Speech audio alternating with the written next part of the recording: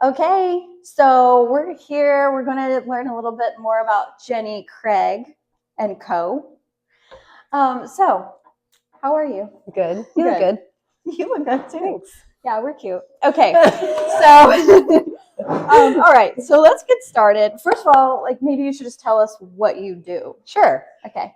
So in addition to Copper Bottom Craft Distillery, I own Jenni Craig and Co., which is beautifully said now, thanks to this group. No, not just kidding. But I help nonprofit CEOs with their fundraising and their organizations and leadership and those kinds of things. So if they're looking to fundraise and expand their impact on the community, then that's how I help. Okay, perfect. So what led you to get into this today? That's a good question. So do you want a deeper kind of story, or do you want me to just go surfacey? This is all about you, so I think you should do whatever you're comfortable with. But I think the deeper story is pretty much good. Okay. So I have 16 years of experience working in higher ed, and I worked specifically in fundraising, in athletics, and in a philanthropy department. And then in December of 2022, and also I want to say, I was on track, y'all. I wanted to rule a school. I wanted to be administration for sure. That's the path I was on. I was pursuing PhD, the whole thing. And I was being mentored in that way. And then in December of 22, I had a dream that I met an entrepreneur who I did not know in my dream. And he was telling me all these different things that he did and what he was working on. And he was so gung-ho and excited. Didn't know him, still don't know who it was. But I remember taking it all in. And in my dream, I asked him, how are you doing all this? And he looked at me in my eyeballs and he said, you have no idea what you're capable of. And I know. And I woke up and I was what was that? I wrote it all down because I was that was really out of nowhere. And within a few months, I felt super called to leave. Nothing happened. I loved my work. I loved what I was doing. But I felt super called to leave. And then a very clear date was given to me of June 30th, in my heart. And I didn't tell my husband till the night before. That's real life. And I didn't know what I was going to do. And in response to my heart telling me to go, I said, first of all, I fought it for a few months. And then I remember looking at my phone, just checking my notifications. And on April 1st, I almost audibly heard, you have 3 months. And I was oh, you're serious? It really is June 30th. And it just never wavered. And so I stuck to it. And the night before, 2 weeks before June 30th, I told Jeremy, I need to leave my job. And he's what? Because we've been a single family income for 12 years building this place. So on paper, that was a dumb decision. He's what are you going to do? And I said, I don't know. But when I asked my heart, what am I going to do? All I heard was, you'll figure it out. So I've been spending 2.5 years now figuring it out. And I knew marketing, fundraising, and events. That's what my wheelhouse is, very narrow, but that's what I could do. And so I thought, well, let me just see if that need is in this town, and we'll see where it goes. I only had enough savings for a couple months for our family, so it was a major risk. Yeah, so you're a risk taker. Okay. I didn't know that I was. I thought I was super safe. Okay. Well, so tell me how'd the risk work out? I want to know how's it going? It's going really well. So I'll tell you my plan. Once the date was set in my heart, I guess, I was okay, what am I going to do? I've got 3 months figured out. I started meeting with every nonprofit CEO that would give me their time, over coffee, over a Zoom call, over phone call, Brevard Zoo out in Orlando, up in Jacksonville, anyone who would just respond. And I would say, what are your challenges? What do you need? What are you struggling with? If you were to get help, what would that look like? And I was just trying to capture information, but I was also planting seeds. And so then fast forward, I got a phone call from one of them 2 months later that said, hey, are you still thinking about doing this? Because I have a project that I need you to work on. And it was one of those CEOs that I talked to, just information gathering, that ended up being my first client. Okay. So from there, it just kind of took off. But it took a long time for me to figure out, what is this that I exactly do? And I'm still figuring it out, honestly. Okay, that's really cool. All right, so you're still figuring it out, but what does your business look like today? And tell us about the season that you're in, and then we'll go into the future, what you think's coming. It started out kind of gigs, which, the gig economy is a thing right now, where people are just picking up, jobs. And so that's what it started out as, but I wasn't comfortable with that. And I'm a builder in my mind. Like I like to start from the ground floor and build. Like I love to sit in the boat, right, when it's not done and build it while I'm sitting in it. I'm just comfortable being uncomfortable that way. And so I knew I wasn't comfortable just taking on these jobs. I wanted to build something bigger than that. And so it kind of started to go into more of this like full service agency where I was working with a designer and trying to take every single job that I possibly could that was in the realm of fundraising with nonprofits. And then from there, it kind of became more serious agency where then I was bringing the people that I was contracting to meetings with me and kind of like representing Jenni Craig and Co. And it was becoming something. And then I got even more high level jobs. And then I started really working with CEOs and it's just continued to evolve from there. Okay. Yeah. That's pretty quick growth. Well, you know what's super crazy? Can we talk numbers a little bit? Not actual numbers. Sure. She's like, yep. So y'all remember in June of this past year, I was sitting right where you're sitting, and I got a text during our meeting that a contract was approved, and that got me to my Embry-Riddle base salary, what I was making. And it took 2 years to get there. And I was like, that is so crazy. I can't believe this. This is so great. Within 3 months, I had doubled that. Wow. Yeah. Because once you figure out that you can, then it's like, oh, the chains are off. Let's go. You know? So now I'm at another point. I'm kind of at that point again where it's like, okay, I proved to myself that I can do this now for the last several months. Like, what else can I do? Yeah, you've had 2 months to adapt. Come on, what's next? No, I'm always, do I sound ungrateful? No. I'm just always trying to think like, okay, well, I'm doing this and I'm doing the best I can at this, but what is here? Like, what am I working toward? Yeah, so that's a question on this sheet. So what are you working toward? But like maybe in 5 years, what do you see for yourself? Yeah, I feel right now a little maxed on like my workload, but I'm not maxed on the impact that I want to have. So I keep thinking, well, how can I have a bigger impact? I need to work with larger organizations. I need to work with larger fundraising groups. I need to work with maybe go back to the university setting since that's my world. That's what I know. Yeah. I love doing workshops. I like leading things, group activities, things like that. So I feel like that's the direction I would like to see myself. I want to continue being able to offer, especially small nonprofits, the option to have their fundraising outsourced. Because if they're not having to hire fundraisers, which I know none of you in this room are fundraisers, but it has a really, the industry is tough. To find a really good, solid fundraiser is very hard to come by. And I don't know, I don't have to go into all that, but sometimes I see nonprofits hiring and I'm like, oh, you should have just outsourced that. It's so much more affordable in many cases to just outsource whatever it is, short of like one-on-one donor cultivation. But if you're doing end of year campaigns or building, giving circles or whatever, a lot of that can be outsourced and it's much more affordable. So then nonprofits have more money to have an impact if they can just outsource it. And so I want to create that and make it more stable.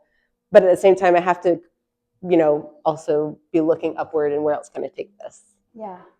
Well, what's really cool about you, Jenni, is that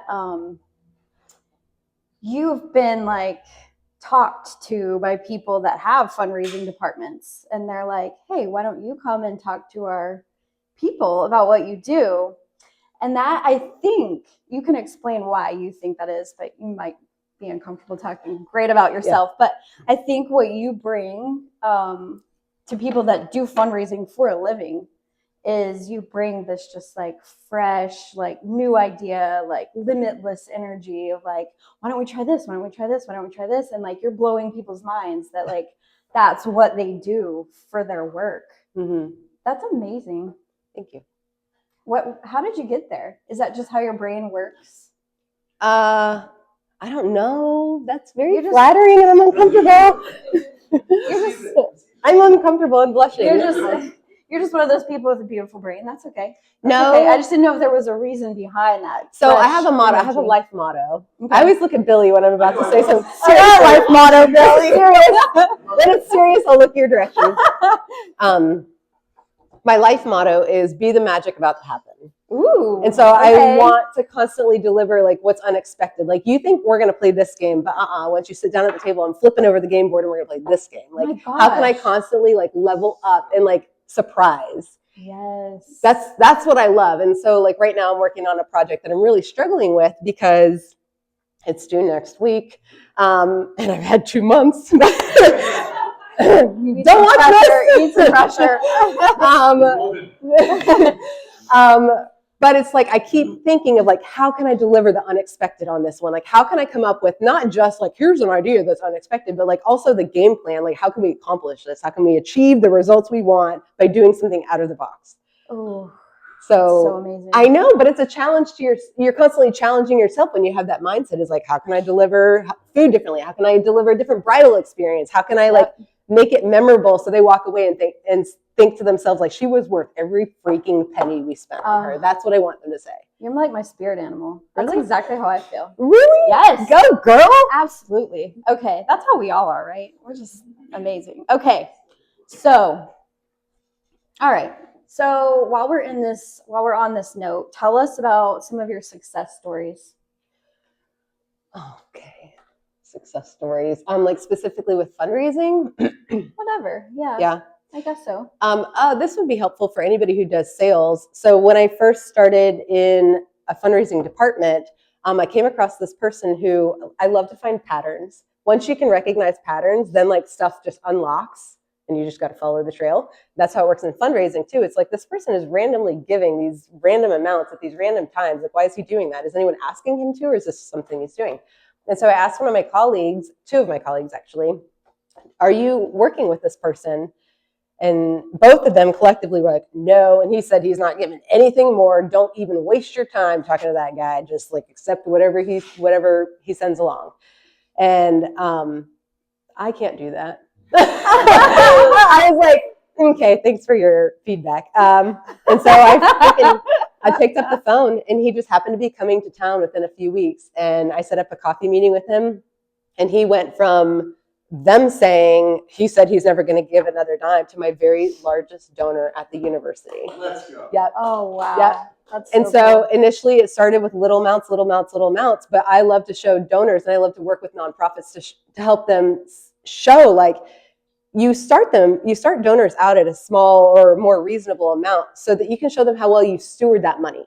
If they're giving you $100 a year and you're reporting back on like what we did with your $100 and here's the impact it had and here are the kids that were fed and whatever, like then they're like, oh, well, what will you do with 1,000 or 10,000? Like how much more will you take care of that money at a bigger scale? Yeah. And so that's what I was able to do with this donor, who I think that was the problem is he didn't know where his money was going. He was never properly thanked. And so I just took that guy under my wing and I was like, we will do big things together. And then we did. I mean, I'm talking like ended up being like, I don't know, $250,000, $500,000 within 2 years from That's never, expecting anything. And I think that those 2 people looked at me like, yes, like I love that. Go on. I thought it wasn't my call. Thought it was giving money. Right. That's so cool. But in a sales way, it's just like, don't listen to what anyone says about like, oh, don't do work for them, or oh, don't waste your time with this group, or don't even bother knocking on that door. It's like, don't freaking listen to anybody. Pick up the phone. It works. Whew. My heart is racing. Really? Yeah. That's a success so story, good. right? Yeah, it is. Woo, Okay. That's good. Okay, so how do you handle wearing all the hats that you wear? Because you have 2 businesses that require a lot of attention. You have 3 kids, a husband, the whole thing. Parents. How do you do all that? That's a good question. It's not beautiful. It's not graceful. I had somebody give me advice like when we were first starting the distillery, and he said, Jenni Craig, recognize which plates are porcelain and which ones are rubber, because you're juggling all these plates in the air. Which ones can you drop and they bounce back and you didn't miss a beat, versus which ones can you drop and they'll shatter. And so that's what I keep in mind is like, what are their shatterable plates? Like family is shatterable. You don't want to just, let that stuff go, or, certain clients that you have are shatterable. You don't want to risk, ruining that. So it's just figuring out in your brain and being willing to say, this is really what I struggle with is like everything feels important. Everything Yeah. feels time sensitive. So then how do I manage all this stuff? And it's at the end of the day, it's not. I sent out an email this morning. I had scheduled it a day or two ago to be sent this morning. And like I said, I've been under the weather. And then I didn't think any more about it. And I read the email this morning and I was mortified because it came off kind of like know-it-all-y and like condescending a little bit. And it's all these nonprofit CEOs that are on my newsletter list. And I was like, do I send a sorry? Do I send a? And so then I actually did follow up with a few of the CEOs like, hey, I gave them all my reasons, why the email came off like it did. And they're like, oh no, that's exactly what I needed to hear, And so it's also like, I don't know, when I do feel like maybe I just broke a plate, like being able to follow up and I don't know. Well, giving yourself keep the relationship. Grace. Yes. Yeah.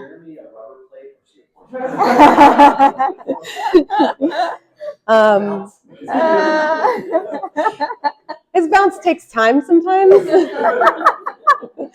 but he does bounce. He does bounce back. Yeah. You could drop him. He just needs a little care afterwards, I guess. Yeah. Okay. So when someone refers you a client, what kind of experience can they expect for the referral that they sent you?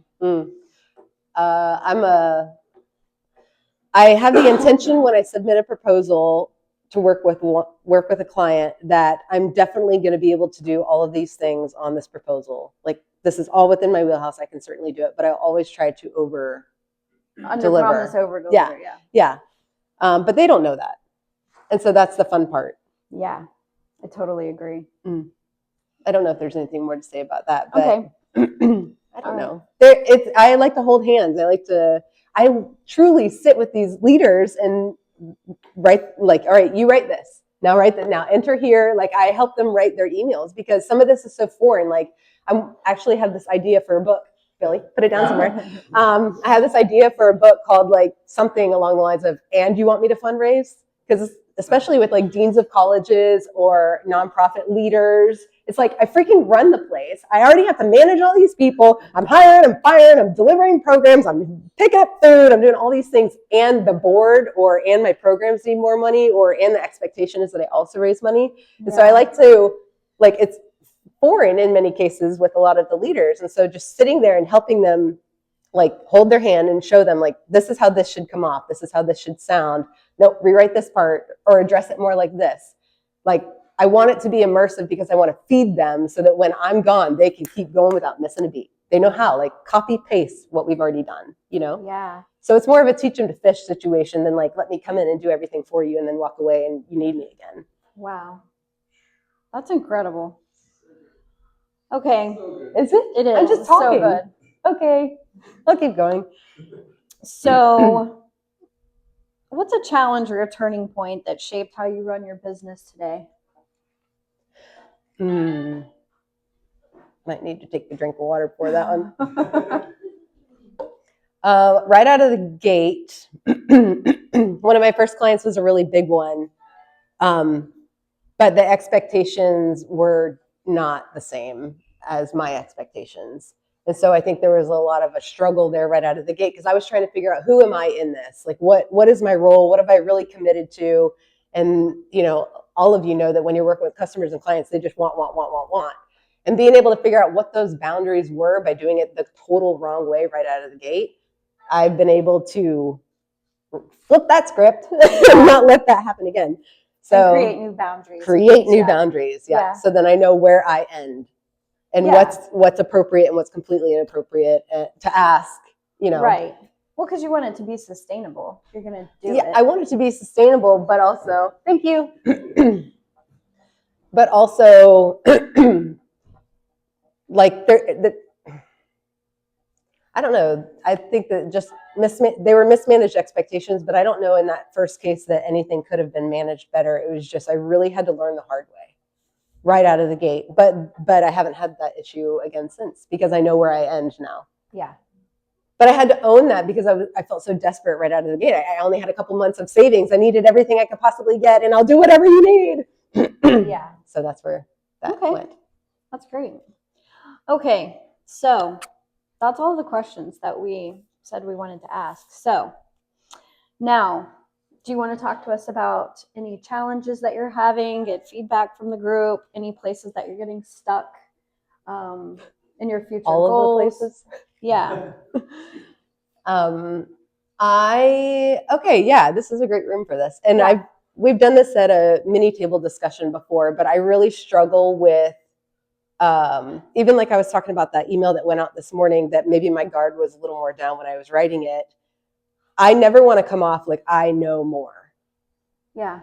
However, when you're trying to position yourself as a person of like the subject matter expert, Right. you kind of need to come off like you know more.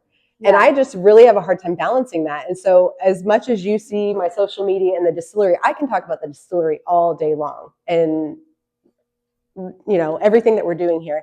But when it comes to my work, for whatever reason, I just can't put myself out there. I really can't.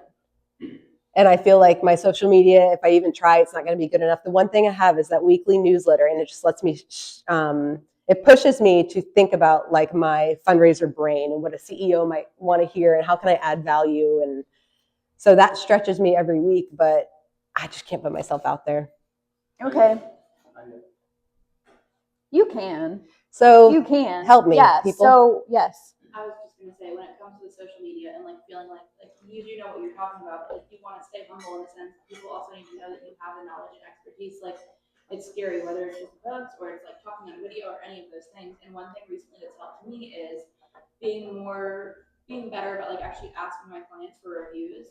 And then sometimes I'll post those reviews so that way I don't feel like it's just me telling people this is how great I am, and then people can see other experiences that my clients have had. So they're not just taking my word for it. And when I'm putting those out there, I feel like it gives me more of a public credibility to stand on. Like I'm not just saying this, you can see it from other people, and it seems to feel a little less braggy and maybe a little more informational. And also it's taking time, and it's still scary for me because I do the same thing of, you know, I don't want to sound too full of myself, but you do need to show that you know what you're talking about because you do. Well, I think we all struggle with that. Like maybe not all of us, but most of us probably do struggle with that. Just like being front and center. It feels very like that's not it.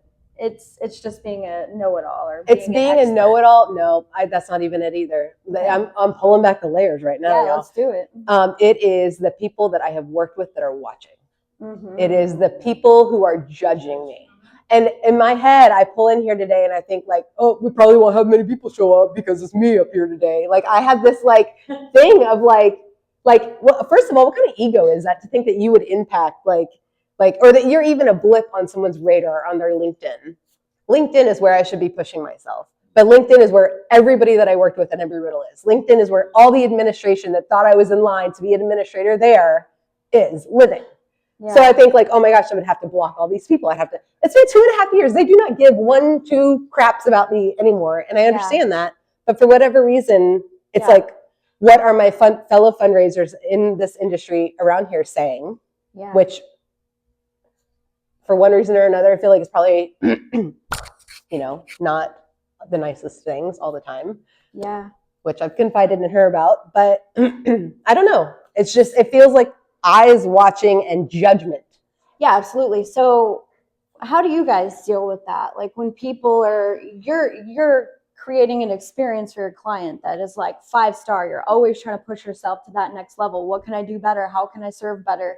And people are over here in the corner talking crap about you and saying tacky things and all of that. So as much as even if they're not, in my head they are. Okay. Even if the reason we have a light crowd today isn't because of me, it feels like it is. You know what I mean? Like I have such a freaking ego that I would just love to punch myself in the face over this kind of stuff because I have nothing to do with it. And whether they're talking about me or not is none of my business, first of all. But I can't just get past it. I just find myself shrinking. And when I'm around people that are in my industry, I shrink. Yeah. Okay. Yeah. So you know what my opinion is on how to remove that stuff, right? Neuro-emotional technique for sure. And hypno, yeah. Yeah. Like Jack Black's Ticket to the Man. Yeah, right? Oh, I love that movie so much. I've not seen that. I've never seen that. Stick it to the man. Stick it to the man, okay. Okay. I feel like it's funny. My one question I was going to ask you was like, how do you go after all these CEOs? Because it feels like they're scary people to go after. Right. They're actually doing it already.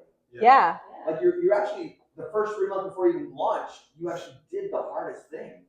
And I guess I just want to encourage you to be like, I'm sitting back like, wow, I need to go out there and do that. I know. I need to go out there. Literally, Billy was telling me last week, you need to go out there and do that. Yeah. So like, props to you. Thank you. I one thought, and this isn't necessarily sticking to the man, but I wonder, are there ways, as you're trying to think promoting your business, could you do 30-second interviews with some of the CEOs? Just to show, here's my client level. Here's the people I serve.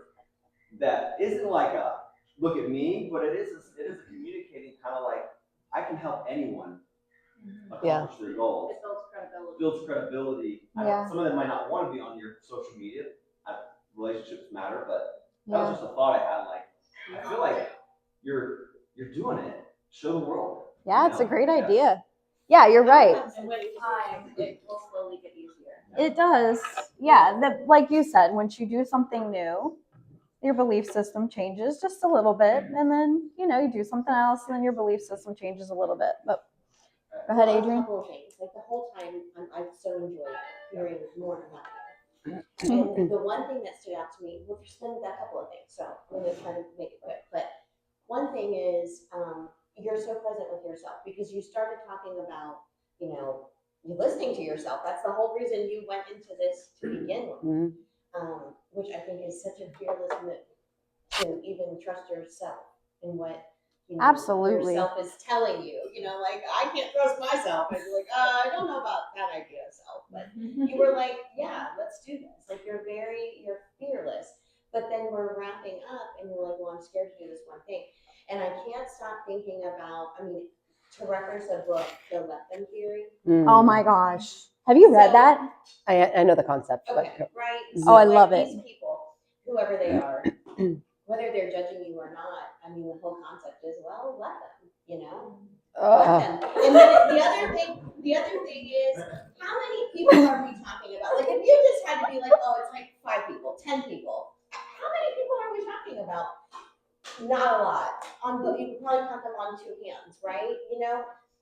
You have a world of business out there that is waiting for you. Preach it. So the point of that book too, which is so amazing, the Let Them theory, it's let them, but then the rest of it is you can behave tacky, and then and then let me, like you said. The that you want to skip is like, okay, well, we've been talking about everybody else, but now it's your turn to like, okay, well, let me let them.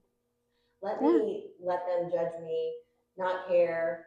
It's just hard for me because how many people might be cheering you on that you don't know about it. If they're not proud of you, they're jealous of you. Absolutely, they're jealous of her. Are you kidding me? Absolutely. It's just hard for me to accept like that I can walk into a room and hug people, and then 2 minutes later, like overhear them. Yep. That's on you.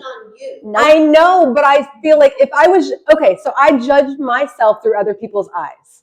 That's what I do. And I criticize myself based on, they must think, because I said that, they probably think I'm this. Well, I can understand why they would think that. That's it. Yeah, we got to do it. We're getting to it, right?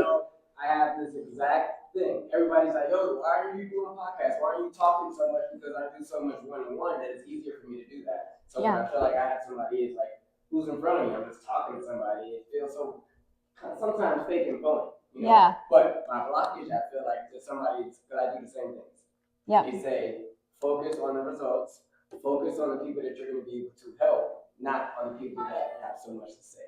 So really, you're shifting it. It's really more of a mindset thing. You have to focus on what you're doing. If your goal is to help as many people, talking and doing those kind of things will help more people than you not doing those things. And it's kind of pushed me to kind of just do it. Like now I'm doing spotlight for all of my sponsors. When before it's like I hate getting in front of these videos. And now I see that me talking about these kind of things is helping other people see what I do and why they want to sponsor me. And then now it's helping more people. So it is a mental blockage, and I have to say that one. But you have to shift your focus on to what is the impact and what you're trying to do. And you won't be worried about what they're talking about. Because I'm not worried about now. I'm like, I got to get money for the program or we won't be here. So I can care too less about what these other people are saying because they're not the ones helping me. They're not the ones helping me get sponsorships. They're just talking. So that's my way of moving past the blockage. Absolutely. And this might be an unpopular opinion, but I hope I don't get fired for saying this. I do think that there are some industries that are so niche that maybe you know, your general social media isn't always the go-to answer. Like I've been in an industry where, for example, before I was doing this, I was a mortgage loan processor. What the hell is that? Nobody even knows what that is. There's no one to market to. It's not, you know, like a realtor markets to the general public. I can do a mortgage for anyone. Well, you need CEOs. You know what I mean? You have a very solid group of people that you want to market to. Yeah. And it's not necessarily the general public. Yeah. So I know, not that's so a great much point, pressure- yeah. Not so much pressure on a Facebook presence every Yeah. day, because how many CEOs that you're trying to reach are viewing your page? How can you connect with It's them? their executive Because assistants that are it's the seeing that people stuff, that right? you know, the people that you're calling that were all like, dang, I need to get on the phone. Yeah. Okay, Billy. Jenny, I love you and love everything. I got so much from this. So I'm going to do my best to simplify it. 3 things. It's identity, structure, execution. Where our bottlenecks continue to show up, everything you shared, it's an identity. It's who do I think I am, right? And that shows up as in, we're really not concerned with the way other people perceive us. We're concerned with how we feel about how they perceive us. Yeah. Right. That's that insecurity. If I may, one of the biggest indicators that radically transformed my life and everything I do for clients is to take on an identity you don't currently have until you fill up to that identity. Like, So let me share. So I'm gonna make this super, I don't know that I use an identity called power producer, right? I created this identity for my students who are not yet power producers. The reason for that is you're giving yourself permission to look through life in a different lens. It's like an alter ego. It is. You just pretend to be that until you are. Ego.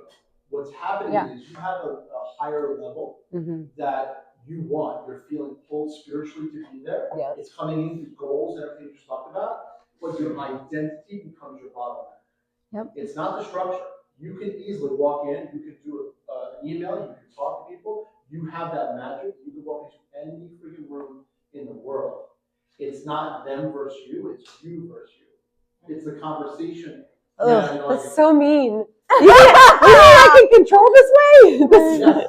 Say it! No, you can't. I have the power Comes down the whole time. The story that you're telling yourself. And we all have a story, right? That personal identity, that self-directing narrative is the indicator of how we show up. We can get into strategy all day, right? We can get into this is how you create an email, this is how you use ChatGPT. I promise you that I'm selling my body. Every proven strategy on top of a limiting identity leads to procrastination, leads to self-sabotage, leads to burnout.